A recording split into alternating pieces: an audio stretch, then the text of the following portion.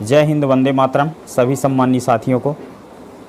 दोस्तों, टॉपिक देखकर आप समझ ही गए होंगे कि आज हम किस मुद्दे पर बात करने वाले हैं। दोस्तों, किसी भी ऑर्गेनाइजेशन, किसी भी संगठन के साथ जुड़ने से पहले हर व्यक्ति ये बात करता है, हर व्यक्ति ये सोचता है कि हमारा क्या फ़ायदा होगा। सर्वप्रथम व्यक्ति जो होता है अपने फ़ायदे की बात करता है कि हमको इससे क्या फ़ायदे होने वाले हैं। दोस्तों, जैसा कि नाम से स्पष्ट होता है कि सामाजिक संगठन या सोशल ऑर्गेनाइजेशन या कोई भी ऑर्गेनाइजेशन, संगठन, तो संगठन का मतलब ये नहीं होता है कि हमको आर्थिक रूप से हमको मतलब फ़ायदा होगा या हमको उससे और कुछ बेनिफिट होगा। लेकिन लोग अधिकतर जो होता है मतलब आर्थिक फ़ायदे की बात को लेकर बात करते हैं कि सोशल ऑर्गेनाइजेशन या किसी भी ऑर्गेनाइजेशन के साथ जुड़ने के लिए हमको क्या फ़ायदा होगा।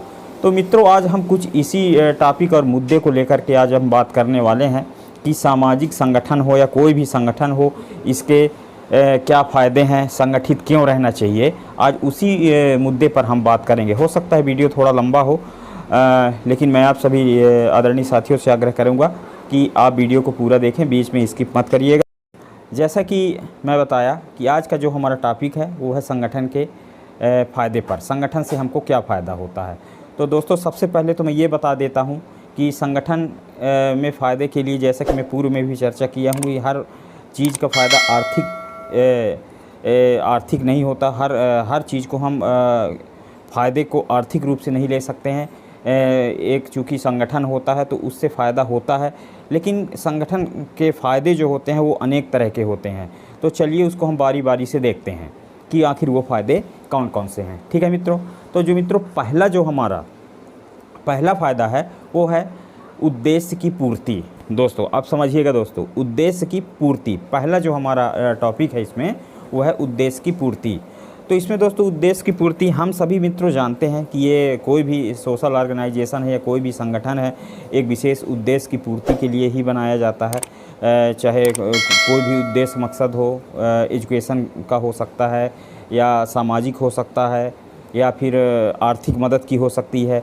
ये जो कोई भी ऑर्गेनाइजेशन, कोई भी संगठन होता है वो विशेष उद्देश्य की पूर्ति के लिए बनाया जाता है। किसी भी उद्देश्य की पूर्ति होती है तो सबसे पहला जो फ़ायदा हमारा होता है, किसी भी सोशल ऑर्गेनाइजेशन की बात करता हूँ या किसी भी संगठन की अगर मैं बात करता हूँ, तो सबसे पहले जो हमारा फ़ायदा होता है वो होता है हमारे उद्देश्य की पूर्ति। हम जिस उद्देश्य के लिए किसी भी ऑर्गेनाइजेशन को तैयार करते हैं तो इस ऑर्गेनाइजेशन के माध्यम से हमारे उद्देश्य की पूर्ति होती है। इसके लिए हमको ज़रूरी नहीं है कि हमको आर्थिक फ़ायदा ही हो, लेकिन जो हमारा उद्देश्य होता है, जो हमारा मकसद होता है, वो हमारी किसी भी संगठन से, किसी भी ऑर्गेनाइजेशन से हमारे उद्देश्य की पूर्ति होती है।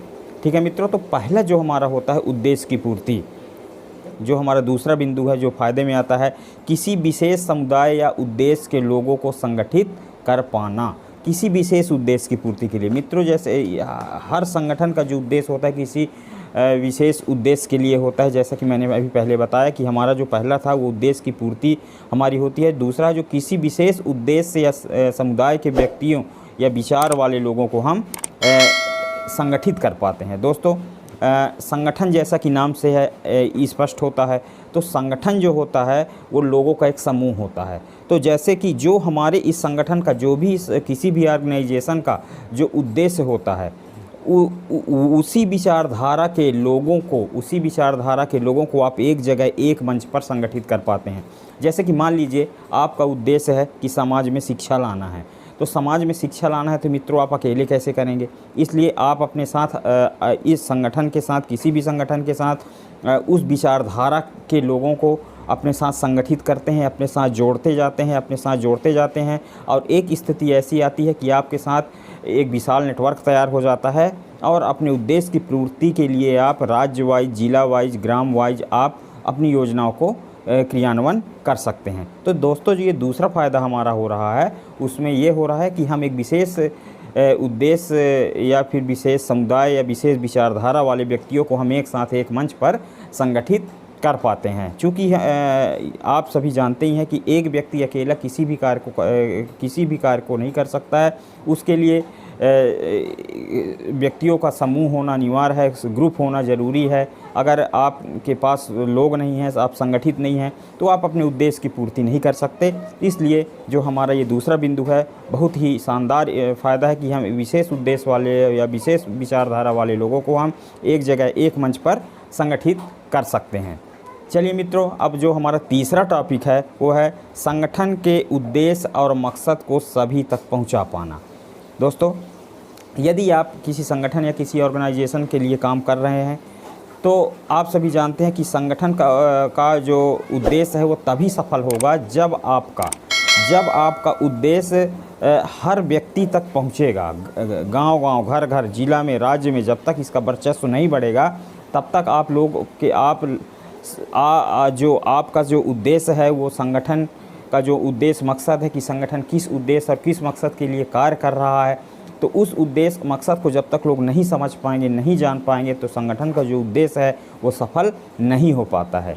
इसलिए क्या है कि इस जो भी संगठन होता है उसके माध्यम से हम अपने कार्यकर्ताओं को, जो व्यक्ति हमसे संगठित हुए रहते हैं, जो व्यक्ति हमसे जुड़े रहते हैं, हम उनके माध्यम से हम गांव-गांव, घर-घर, जिला वाइज, राज्य वाइज हम अपने उद्देश्य की पहुंच हम बना सकते हैं और सभी तक हम अपने संगठन की जानकारी दे सकते हैं। तो मित्रों, जो हमारा इस तरीके का ये जो लाभ है बहुत ही बेहतर है कि संगठन का जो उद्देश्य और मकसद होता है उसे हम संगठन के माध्यम से जन जन तक पहुंचा सकते हैं, जो एक बहुत बड़ा लाभ होता है।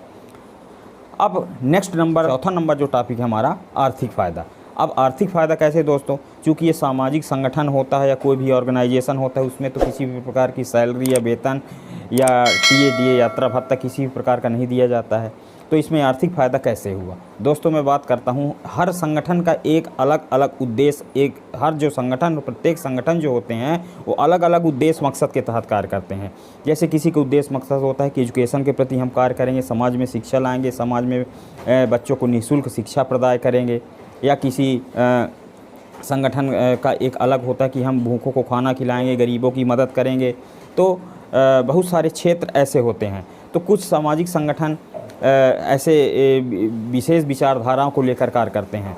और संगठन में जो मैं आर्थिक मदद की बात कर रहा हूँ दोस्तों, यदि आप किसी सामाजिक संगठन या किसी भी ऑर्गेनाइजेशन के साथ जुड़े हैं और आपके पास एक संगठन का पूरा समूह है, जैसे मान लीजिए आप पूरे भारत स्तर पर किसी संगठन को लेकर काम कर रहे हैं और आपके साथ बहुत सारे इस संगठन के लोग, मेंबर्स, साथी जुड़े हुए हैं, तो यदि आप किसी विशेष आपके संगठन में किसी उद्देश्य, कुछ आर्थिक मदद को लेकर के कोई उद्देश्य है, कोई बिंदु है, तो उसमें आप भी आ जाते हैं। और यदि आपके घर में उस तरीके की सहायता की आवश्यकता पड़ती है, तो संगठन आपकी भी उतनी ही मदद करता है जितने कि आप संगठन से जुड़कर दूसरे की मदद कर रहे हैं। जैसे कई तरीके के संगठन होते हैं, आर्थिक मदद के लिए होते हैं, भूखों को खाना खिलाने के लिए होते हैं, इस तरीके से समाज में शिक्षा के लिए होते हैं, और भी बहुत सारे संगठन बने होते हैं। तो उसमें यदि आप जुड़े हुए हैं तो उससे आपको आर्थिक मदद भी प्राप्त होती है। आपके घर में कोई दुर्घटना होती है तो पूरा संगठन आपका सहयोग करता है। आपके घर में किसी भी प्रकार की, यदि आप बच्चे को पढ़ा रहे हैं, किसी प्रकार की दिक्कत आ रही है, उसमें संगठन मदद करता है। यानी आपके सुख दुख में, हर सुख दुख में ऑर्गेनाइजेशन आपके साथ होता है। आप कभी अपने आप को अकेला महसूस नहीं कर सकते हैं। तो संगठन से जुड़ने का सबसे बड़ा फ़ायदा मैं मानता हूँ कि ये टॉपिक नंबर 4 जो हमारा है, आर्थिक सहायता, जिसके लिए हर व्यक्ति काम करना चाहता है। ठीक है मित्रों, अब जो नेक्स्ट हमारा जो लाभ है वो बहुत ही बड़ा लाभ है मेरे दृष्टिकोण से। आपके दृष्टिकोण से मैं नहीं जानता है आप क्या सोच रखते हैं, पर मेरा दृष्टिकोण ये कहता है कि नंबर 5 जो हमारा टॉपिक है, जो संगठन के लाभ में आता है, वो है स्वयं की पहचान संपूर्ण समुदाय में, संपूर्ण संगठन में, संपूर्ण क्षेत्र में, जिस क्षेत्र में आप काम कर रहे हैं। मित्रों, आप सभी जानते ही हैं कि व्यक्ति की पहचान उसके कार्यों से होती है। व्यक्ति की पहचान उसके कार्यों से होती है। हर व्यक्ति चाहता है कि मैं कोई संगठन में जब जुड़ने की बात करता है कि इस संगठन से हमको मिल के समाज के लिए कार्य करना है या किसी विशेष क्षेत्र के लिए काम करना है, तो हर व्यक्ति कहता है कि मुझे क्या पद मिलेगा। पहले वो अपने पद की बात करता है, पद की चिंता करता है कि मुझे क्या पद देंगे, आप पद को लेकर के बात करता है। दोस्तों, आप हों या मैं हूँ, किसी भी पद में हम बने रहें, लेकिन जब तक हम कार्य नहीं करेंगे तो लोग हमारे साथ नहीं जुड़ते हैं।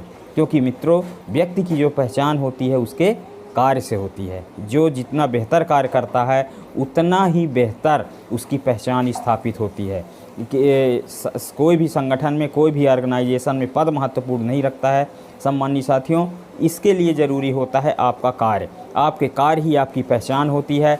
पद विशेष महत्व नहीं रखता है सोशल ऑर्गेनाइजेशन में या किसी भी ऑर्गेनाइजेशन में। तो इसके लिए पद के पीछे नहीं भागना चाहिए व्यक्ति को। अगर किसी संगठन में काम कर रहा है तो उसके लिए होता है निष्ठा भाव से आप जिस सामाजिक संगठन या जिस ऑर्गेनाइजेशन या जिस संगठन या जिस कंपनी में कार्य कर रहे हैं उसके लिए आप मन लगाकर कार्य करें और लोगों को मोटिवेशन दें, संगठन के उद्देश्य और विचारधाराओं को लोगों तक पहुँचाएँ।